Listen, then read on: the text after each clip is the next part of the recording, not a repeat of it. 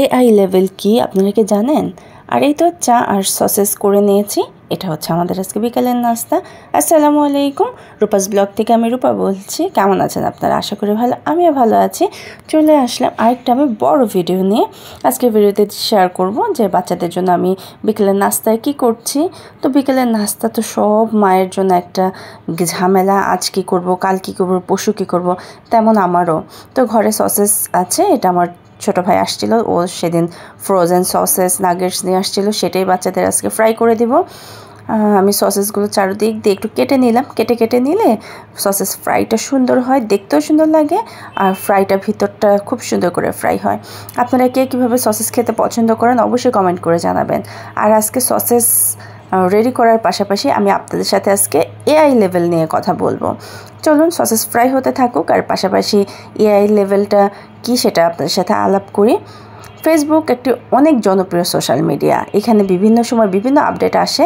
কিছুদিন যাবৎ AI level of on একটা আপডেট এসেছে, এটা নিয়ে আজকে কথা বলবো। এটা অফ করলে কী উপকার, অন করলে কী উপকার না ক্ষতি, তাই আপনাদের সাথে কথা বলবো। যদি আপনি এআই লেভেল দিয়ে কোনো ছবি বা ভিডিও তৈরি করে থাকেন, তাহলে এআই লেভেল অন করে ভিডিও পোস্ট করবেন। তাহলে ফেসবুক টিম বুঝতে পারবে আপনি ছবিটা এআই দিয়ে তৈরি করেছেন। এখন তো সবাই না, অনেকে এআই দিয়ে ছবি ভিডিও এগুলো তৈরি করে। এই ক্ষেত্রে এআই লেভেল অপশনটা দেওয়া হয়েছে। আর যদি আপনি নর্মালি ছবি ভিডিও পোস্ট করেন, তাহলে এআই অন করার কোনো প্রয়োজন নাই। এআইটা কেন দেওয়া হয়েছে সেটা ফেসবুক জানতে চাচ্ছে, কোনটা এআই দিয়ে করা, কোনটা মানুষের দ্বারা ভিডিও করা। তাই আমরা যদি নর্মালি আমরা ভিডিও রেডি করে তখন যদি এআই অন করে দিই, ব্যাপারটা কিন্তু এজন্য এআই লেভেল বা এআইটা এজন্য চালু করা হয়নি। এ নিয়ে পরে আমরা আরও জানতে পারবো। এখন তো ফেসবুকে এআই নিয়ে পুরো আপডেট এখনও জানায়নি, ইনশাল্লাহ সামনে আরও আপডেট আসবে, এখন কাজ চলছে। আমরা যখন নর্মাল ছবি বা ভিডিও পোস্ট করব তখন এআই অফ থাকবে, আর এআই দিয়ে যদি আমরা ছবি বা ভিডিও তৈরি করি তখন আমরা এআই অপশনটা অন রাখবো। নয়তোবা আমাদের পেজে নানান সমস্যা দেখা দিতে পারে, সেটা আজ না হোক কাল, দুদিন পর হলেও এআই দিয়ে প্রবলেমটা দেখা দেবে। কারণ যখন ভিডিওতে আমরা এআই ব্যবহার করব তখনই আমরা এআই অন করব।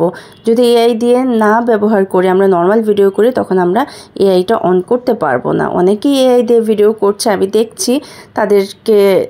তাদের জন্য এই ভিডিওটা প্লিজ আপনারা নর্মাল পোস্ট করেন। এআইটা অন করলে আমার মনে হয় পরে প্রবলেম হতে পারে। আমার সসেস দিয়ে ব্রেড স্যান্ডউইচ তৈরি হয়ে যাচ্ছে, বাচ্চারা খাচ্ছে, আর এই ফাঁকে আমি চা রেডি করে ফেলছি।